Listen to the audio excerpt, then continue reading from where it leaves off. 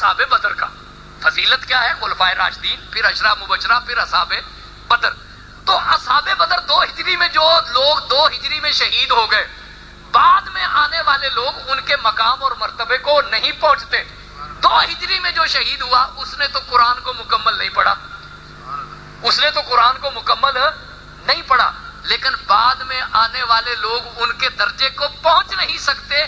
انہوں نے قرآن کو تو مکمل نہیں پڑھا لیکن قرآن مجسم کو تو پوری طرح دیکھ کر گئے. جی، قرآن مجسم کو پوری طرح دیکھ کر گئے، اس کی اداؤں کو اپنا کر گئے. تو گویا کہ انہوں نے قرآن کا مکمل شعور حاصل کر لیا، اس لیے کہ قرآن تو بتا ہی یہ رہا تھا کہ یہ شخصیت کیسی ہے، یہ دین کیسا ہے. جب انہوں نے اس شخصیت کو پورے شعور کے عالم میں دیکھ لیا، صرف شعور کے عالم میں دیکھا ہی نہیں، اتنا اپنا لیا کہ اس کے کہنے پر اپنی جان تک اللہ کے رستے میں دے دی. جی، تو گویا کہ انہوں نے قرآن کو مکمل پڑھ لیا، وہ دین کو مکمل سمجھ کر گئے. تو یہ پیارے محبوب صلی اللہ علیہ وسلم ہے، یہ دلوں کا تزکیہ کرتے ہیں. حضور اکرم صلی اللہ علیہ وسلم، اس دلوں کے تزکیے کی کیفیت کیا ہے؟ دیکھیے، حضور کی خدمت میں ایک شخص آیا، اس نے عرض کی یا رسول اللہ صلی اللہ علیہ وسلم، یہ افضل الاعمال کیا ہے؟ سب سے افضل عمل مجھے بتائیے تاکہ میں اس پہ کاربند ہو جاؤں اور میری زندگی سنور جائے. حضور اکرم صلی اللہ علیہ وسلم نے فرمایا کہ افضل الاعمال یہ ہے کہ تم لا الہ الا اللہ کا ورد کرو. وہ مجلس تبدیل ہوئی. ایک مجلس میں ایک صاحب حضور کی خدمت میں حاضر ہوئے، انہوں نے عرض کی یا رسول اللہ افضل الاعمال تلقین ہو. حضور نے اسے فرمایا کہ جہاد کرو، یہ افضل الاعمال ہے. پھر مجلس تبدیل ہوئی، ایک سائل حضور اکرم صلی اللہ علیہ وسلم کی خدمت عالیہ میں آتا ہے اور عرض کرتا ہے یا رسول اللہ مجھے افضل الاعمال تلقین کیجیے. حضور نے ارشاد فرمایا کہ والدین کی خدمت کرو، یہ افضل الاعمال ہے. ایک شخص پھر حاضر ہوا، اس نے کہا یا رسول اللہ مجھے بتائیے سب اعمال سے افضل کیا کام ہے؟ حضور نے اسے ارشاد فرمایا کہ حج کرو، یہ افضل الاعمال ہے. آج کوئی آج کی تنقیدی نقطہ نظر سے دیکھے اور معاذ اللہ علم حدیث میں کیڑے نکالنے لگے تو وہ کہے گا کہ حدیثوں میں تو تضاد ہے. ایک ہی سوال ہے نا، اور بار بار کیا جا رہا ہے، اور حضور اکرم صلی اللہ علیہ وسلم اس ایک سوال کا جواب ہر دفعہ مختلف دے رہے ہیں. وہ جو دین کی تعبیر کرنے کے لیے آئے ہیں، کیا نبی کریم صلی اللہ علیہ وسلم کو یہ پتہ نہیں ہے کہ سب سے افضل عمل کیا ہے؟ یقیناً آپ کو اگر خبر نہیں ہے تو پھر کسے خبر ہے. لیکن ہر دفعہ جیسے ہی مجلس تبدیل ہوتی ہے تو افضل عمل بھی تبدیل ہو جاتا ہے، سوال کا جواب بھی تبدیل ہو جاتا ہے. تو یہ کیا معاملہ ہے؟ اس معاملے کی شرح شارحین نے کی ہے. انہوں نے فرمایا کہ اصل بات یہ ہے کہ سوال تبدیل نہیں ہوتا، نہ جواب تبدیل ہوتا ہے. صورتحال یہ ہے کہ سائل تبدیل ہو جاتا ہے. اور حضور اکرم صلی اللہ علیہ وسلم کو اللہ نے وہ نظر دی ہے جو کہ اس وجود کے اندر اترتے ہوئے باطن تک جاتی ہے. اور حضور سائل کو دیکھتے ہیں اور حضور یہ دیکھتے ہیں کہ سائل کے اندر کمی کہاں رہ گئی ہے، سائل کے اندر کمی کہاں ہے، اس نے تکمیل تک کہاں پہنچنا ہے. ایک شخص کو دیکھا کہ نماز پڑھتا ہے، فرائض ادا کرتا ہے، والدین کی خدمت بھی کی ہے اور اللہ کے فضل سے جہاد میں بھی حصہ لیا ہے، حج کی سعادت بھی حاصل کر چکا ہے. اب اگر وہ اپنی معمول کی زندگی میں تھوڑا سا وقت نکالے، رات کی خلوت میں خود کو بیدار کرے اور گھنٹہ 2 گھنٹہ بیٹھ کر یکسوئی کے ساتھ اللہ تبارک و تعالیٰ کا ذکر کرتا رہے تو اس کی شخصیت میں 4 چاند لگ جائیں گے. اسے باقی اعمال ظاہریہ تو حاصل ہے نا، وہ فرائض بھی ادا کر رہا ہے، معمولات بھی اس کے ہیں، جہاد بھی اس نے کیا ہے، والدین کے ساتھ اس کا رویہ بھی ٹھیک ہے. اب اگر اس کے تخلیے میں کچھ لذت ذکر کی آ جائے، کو اللہ کا نام لینے کی حلاوت سے وہ آگاہ ہو جائے تو پھر اس کی ذات کی تکمیل ہو جائے گی. دوسرے سائل کو آپ نے دیکھا کہ یہ ذکر بھی کرتا ہے، جہاد سے بھی سرخرو ہو چکا ہے، حج کی سعادت بھی حاصل کر لی ہے، لیکن والدین سے اس کے تعلقات اس آئیڈیل معیار پہ نہیں ہے جو ایک مسلمان کے ہونے چاہیے. تو آپ نے اسے تلقین کی کہ تم اپنے والدین کی خدمت کیا کرو.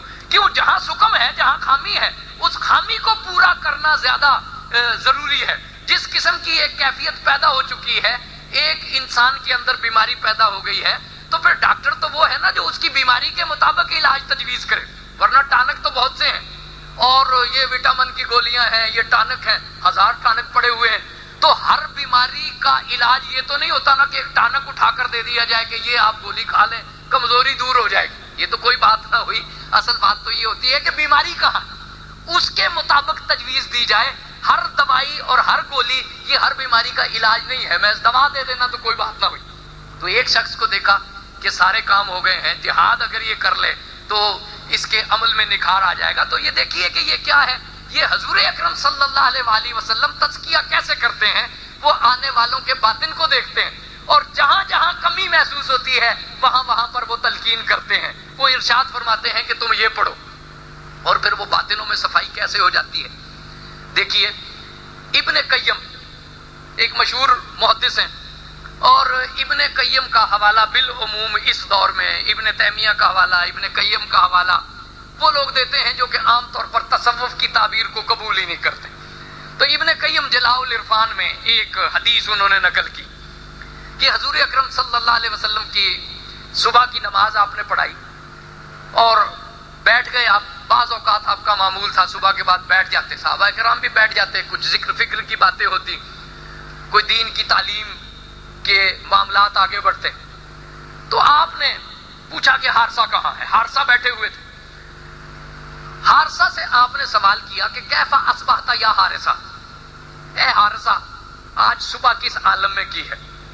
اب یہ دیکھیے کہ یہ سوال ابو بکر صدیق سے نہیں جو کہ امت میں افضل ہیں، حضرت فاروق اعظم سے بھی نہیں، یہ سوال حضرت عثمان غنی سے بھی نہیں، حضرت علی مرتضیٰ سے بھی نہیں، عشرہ مبشرہ میں سے بھی کسی سے نہیں پوچھا گیا۔ آپ معروف معاشرت کو لیں تو حضرت حارثہ ان لوگوں میں سے ہیں جن کا تذکرہ بالعموم ہوتا نہیں، پہلی صف میں یا دوسری صف میں یا تیسری صف میں جن کا بالعموم تذکرہ ہوتا نہیں۔ حضرت حارثہ سے آپ نے سوال کیا کہ کیف اصبحت یا حارثہ، اے حارثہ آج صبح کس طرح ہوئی؟ اب حارثہ سمجھ گئے کہ یہ سوال ہے اور اس سوال کی تہ میں کوئی حکمت پوشیدہ ہے۔ درویش اپنے باطن کی راز نہ کھولنا چاہے تو یہی اس کے لیے حکم ہے اور یہی بہتر رستہ ہے، لیکن اس دن حکم یہ تھا کہ اظہار کرو۔ تو حارثہ نے بڑی عاجزی سے گزارش کی کہ اصبحت مومنا حقا، یا رسول اللہ میں نے ایک حقیقی مومن کی حیثیت سے صبح کی۔ اب یہ دیکھیے کتنا بڑا دعویٰ ہے۔ اقبال کہتے ہیں چمی گویم مسلمانم بلرزم کہ دانم مشکلات لا الارا، جب میں خود کو مسلمان کہتا ہوں تو لرز جاتا ہوں، اس لیے کہ مسلمانی کے جو تقاضے ہیں، لا الہ کہنے کا دعویٰ تو آسان ہے، جو اس کے تقاضے ہیں ان سے میں واقف ہوں۔ یہ شہادت گاہ الفت میں قدم رکھنا ہے، لوگ آسان سمجھتے ہیں مسلمان ہونا، تو یہاں مسلمان ہونا آسان نہیں ہے۔ حارثہ نے کیا عرض کی کہ میں ایک حقیقی مومن ہوں۔ جناب رسول اللہ نے ارشاد فرمایا کہ ہر چیز کی ایک دلیل ہوتی ہے، تم نے ایمان کا دعویٰ کیا ہے وہ بھی جناب رسول اللہ کی موجودگی میں، تو دلیل کیا ہے؟ حارثہ گزارش کرتے ہیں کہ یا رسول اللہ میں نے آپ کی توجہ کی برکت سے، آپ کی صحبت سے فیض اٹھاتے ہوئے، آپ کے معمولات کو دیکھتے ہوئے میں نے ذکر اور فکر کا سلسلہ شروع کیا، اپنی راتوں کو بیدار کیا، اپنے دنوں کو روزے سے معمور کیا۔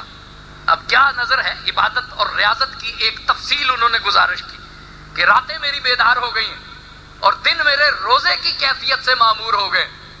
اب کیفیت یہ ہے کہ کانی انظر الی عرش ربی بارزہ، کہ نظر اٹھتی ہے تو اللہ کے عرش کو اپنے سامنے معلق دیکھتا ہوں، نظر اٹھتی ہے تو اللہ کے عرش کو اپنے سامنے معلق دیکھتا ہوں۔ جس کی نظروں کے سامنے اللہ کا عرش ہے، اب اس کے یقین میں کون سے شک اور شبے کی بات رہ گئی؟ جی وہ ایمان تو ایقان کے مرحلے پر چلا گیا ہے نا، وہ ایمان تو مشاہدے کے مرحلے پر چلا گیا ہے، جو اپنی آنکھوں سے اللہ کے عرش کو دیکھ رہا ہے، اب اسے تو کوئی تذبذب نہیں ہے، اب اسے تو کوئی شک نہیں ہے۔ پھر عرض کرتے ہیں کہ کانی انظر الی اہل جنت یتزاورون فیہا، کہ میں اہل جنت کو دیکھتا ہوں ایک دوسرے کی زیارت کے لیے جا رہے ہیں۔ پھر کہتے ہیں کہ میں اہل جہنم کو بھی دیکھتا ہوں کہ ایک دوسرے سے متنفر اور گریزہ ہو کر بھاگ رہے ہیں۔ وہ اللہ ہی جانے وہ کیا نظر ہے۔ دیکھیں نا، عرش کی بات تو پھر بھی کچھ سمجھ آتی ہے۔ عرش ایک مکان ہے، وہ بہت فاصلے پر ہے، پہلا آسمان کہاں ہے اس کا ہمیں کچھ نہیں پتا۔ جو کچھ ہم اوپر کے بارے میں جانتے ہیں وہ ہم صرف خلا کے بارے میں جانتے ہیں، ہم آسمان کے بارے میں نہیں جانتے۔ یہ جتنے بھی سیارے ہیں، یہ جتنے بھی آفتاب ہیں، یہ جتنی بھی کہکشائیں ہیں، یہ سب خلا میں ہیں۔ ہم جو کچھ بھی اوپر کے بارے میں جانتے ہیں اپنے ظاہری آلات سے اور نظروں سے، وہ خلا کے بارے میں جانتے ہیں۔ اللہ ہی جانے کہ پہلا آسمان کہاں ہے اور اس کی کیفیت کیا ہے۔ پھر آسمانوں سے اوپر، کہیں اوپر اللہ کا عرش ہے۔ تو وہ بہت ہی بلندی پہ ہے یا بڑے ہی فاصلے پر ہے، لیکن ہے تو مکان. یہاں سے بیٹھ کر ایک مکان سے دوسرے مکان کو دیکھنا پھر بھی سمجھ آتا ہے، لیکن اگلے زمان کو دیکھنا یہ بڑی حیرت کی بات ہے. جنتی ابھی جنت میں گئے نہیں، جہنمیوں کو ابھی جہنم میں پھینکا نہیں گیا، اور حارثہ کہہ رہے ہیں کہ مکان تو ایک طرف ہے، میں تو زمان کے فاصلے بھی طے کرتا ہوا اگلی دنیا میں جھانک رہا. جی وہ اگلی دنیا بھی نہیں ہے، وہ تو کوئی بہت ہی اگلی دنیا ہے نا، جہاں جنتی جنت میں چلے جائیں گے اور جہنمی جہنم میں چلے جائیں گے. تو وہ ابد کی منزل ہے. حارثہ جو ازل سے خیر القرون میں، ازل کا سفر طے کرتا ہوا خیر القرون میں ہے، حارثہ کا دعویٰ یہ ہے کہ وہ خیر القرون میں رہتے ہوئے ابد کی منزل میں جھانک رہا ہے. خرد ہوئی ہے زمان و مکان کی زناری، نہ ہے زمان نہ مکان لا الہ الا اللہ.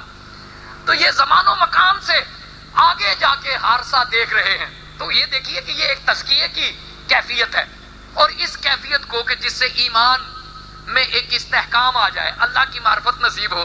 اگر آپ قرآن پہ غور کریں تو سارے نبی آپ کو تلاش احسن میں سرگردہ نظر آتے ہیں. نبیوں کو اللہ کی ذات میں کوئی شک نہیں ہے، لیکن اللہ کے نبی ابراہیم علیہ السلام جب پوچھتے ہیں کہ اے اللہ تو مردوں کو کیسے زندہ کرتا ہے، تو یہ شک کی بنا پہ نہیں ہے، یہ اللہ کی ذات پہ مزید یقین کے لیے. حضرت موسیٰ جب فراز طور پہ جا کے کہتے ہیں کہ اے اللہ میں تجھے دیکھنا چاہتا ہوں، تو یہ وہ محبت ہے جو اگلے مرحلے طے کرنا چاہتی ہے. حضرت عزیر جب یہ پوچھتے ہیں کہ اے اللہ یہ بستیاں جو خاک میں مل گئیں، یہ لاشیں جو کہ راکھ ہو گئے اور جن کے ریزے تک اب دکھائی نہیں دے رہے، یہ لاشیں دوبارہ کیسے زندہ ہو جائیں گے، یہ بستیاں پھر کیسے آباد ہو جائیں گی، تو یہ کیا خوب سے خوب تر کی جستجو نہیں ہے؟ اللہ کے پیارے نبی وہ ایک منزل ایمان پر کانے تو نہیں نظر آتے، وہ تو ہر وقت اللہ سے سوال کرتے ہوئے نظر آتے ہیں کہ یہ مردے کیسے زندہ ہوتے ہیں، یہ بستیاں کیسے آباد ہو جائیں گی، یہ تیری حکمتوں کے راز کیا ہیں. حضرت عیسیٰ کے حواری کہتے ہیں کہ کیا ایسا نہیں ہو سکتا کہ اوپر سے مائدہ اتر آئے؟ حضرت عیسیٰ انہیں کہتے ہیں کیا یقین نہیں ہے تمہیں؟ یہ تم کیا امتحان لینا چاہتے ہو؟ وہ عرض کرتے ہیں نہیں، امتحان نہیں لینا چاہتے، ہم اپنے یقین میں اضافہ کرنا چاہتے ہیں. جب ایک کوئی سپر نیچرل چیز ہو جائے گی، ایک معمول سے ہٹ کر کوئی واقعہ ظہور پذیر ہو جائے گا، تو اس سے بے یقینی طاری نہیں ہو جائے گی بلکہ ہمارے یقین میں اضافہ ہو جائے گا. یہ دیکھیں پردے ہٹ جائیں، اور پردے ہٹنے کی تمنا اللہ کے سارے نبی کرتے ہوئے نظر آتے ہیں. سارے نبی یہ چاہتے ہیں کہ پردے ہٹتے چلے جائیں، ہٹتے چلے جائیں، اور اس کی قدرتوں کے نئے نئے راز ہم پر آشکار ہوتے چلے جائیں. اور جب یہ پردے ہٹ جائیں تو بے یقینی کی منزل حاصل نہیں ہوتی، کوئی خدا کے مد مقابل نہیں آ جاتا. خود اللہ نے کیا کہا، نوری ابراہیم ملکوت السماوات والارض، ہم نے ابراہیم کو زمین اور آسمان کی ساری سلطنتیں دکھا دی. ان کے باطن کی آنکھ کھل گئی، انہیں مشاہدہ نصیب ہوا، اور زمین و آسمان کی ساری سلطنتیں اس کے سامنے آشکار ہو گئیں. تو کیا ایسا ہوا کہ ابراہیم راہب بن گئے؟ کیا وہ سکر کی ایک دائمی کیفیت میں چلے گئے؟ کیا وہ جذب کی ایک ایسی منزل میں گم ہو گئے کہ جس کے بعد ہوش کا کوئی نشان ہی نہیں تھا؟ یا اتنا علم حاصل کرنے کے بعد وہ خدا کے مد مقابل ہو گئے؟ نہیں، اللہ نے کیا کہا، وَلَيَكُونَ مِنَ الْمُوقِنِينَ، اس لیے کہ ابراہیم علیہ السلام ایمان سے ایقان کی منزل پر چلے گئے. تو گویا کہ حضور